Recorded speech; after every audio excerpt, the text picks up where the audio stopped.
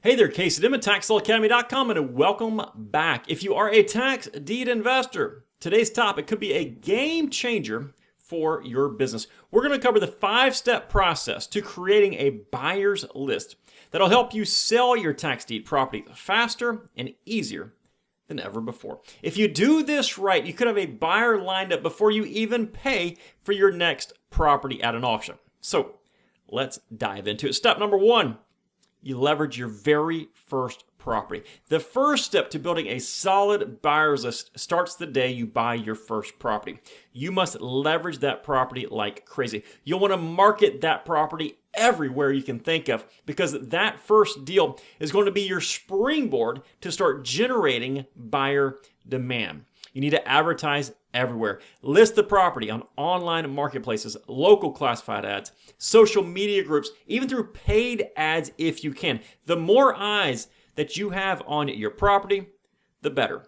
Now, this property and every property that you put effort into advertising should be a very, very good deal. It should make the person that sees the marketing think, wow, that's the cheap property that I want to buy. This is what will drive engagement and excitement. The goal here isn't just to sell that property. The goal here is to leverage that first property into interested buyers for other properties as well.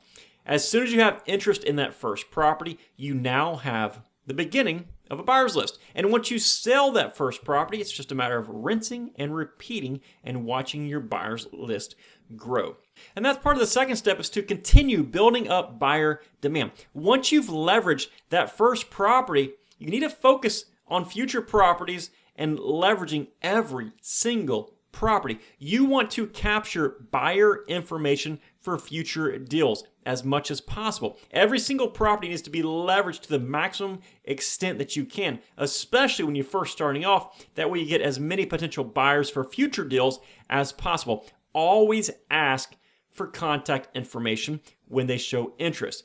Ask them, hey, if I have future properties just like this one, can I send that information to you? And you can ask them through different marketing materials, websites, social media pages, that kind of stuff. But let them know you want to provide them access to future deals if they will allow you to.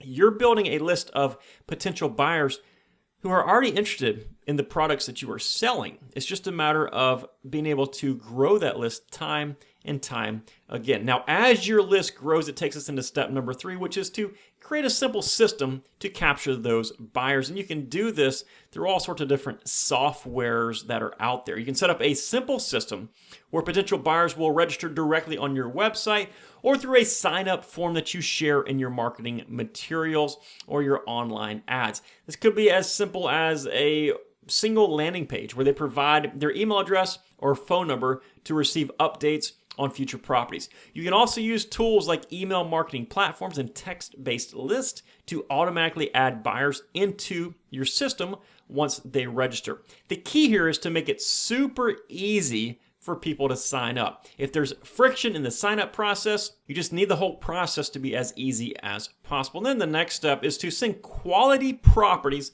to your buyer's list. You have to remember why they signed up. They signed up because you were advertising a property that was an absolute deal. Now is not the time to send lousy properties, because when you start doing that, when you start sending properties that don't match their criteria, or there are properties that just aren't profitable, there's zero money in there for those folks that you're selling to, and there's zero use for those folks you're selling to. If they're not good deals, you are diluting your list. The value of your list will start plummeting. The trust you build with your buyer's list will make or break that list. I get very, very lucrative offers all the time from people wanting to email my list, the list that I've spent more than 2 decades building. But the issue is, I know that whatever they're selling is not as valuable to the reader as what I'm selling, and it's not worth whatever money they're offering to dilute my buyer's list when I do need it. So make sure you are sending properties to your list that are quality deals. Whether they're vacant lots, fixer-uppers, whatever they are, they should meet the expectations of the buyers that you've targeted and added to your buyer's list. If you consistently send out bad deals, people will stop paying attention and your list will not be nearly as valuable. So maintain quality and your buyers will stay engaged and they'll be ready to act quickly when they do see opportunities that spark their interest. And then the final step is just to repeat the process over and over. Each time you buy a tax sale property, you market it, you gather new buyers, and you sell it.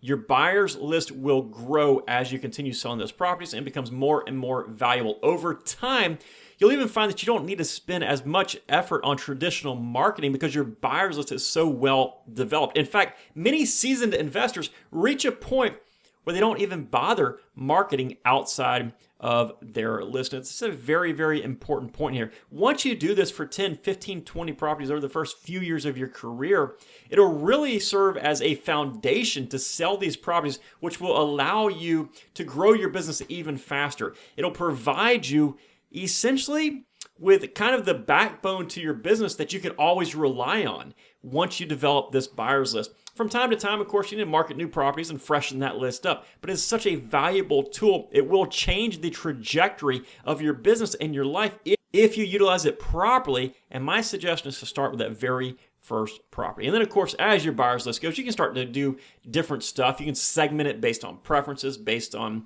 what they want when it comes to property types, whether it's a vacant lot or a single family or a fixer-upper. You can segment it based on how much they want to spend or areas of the country, that kind of thing.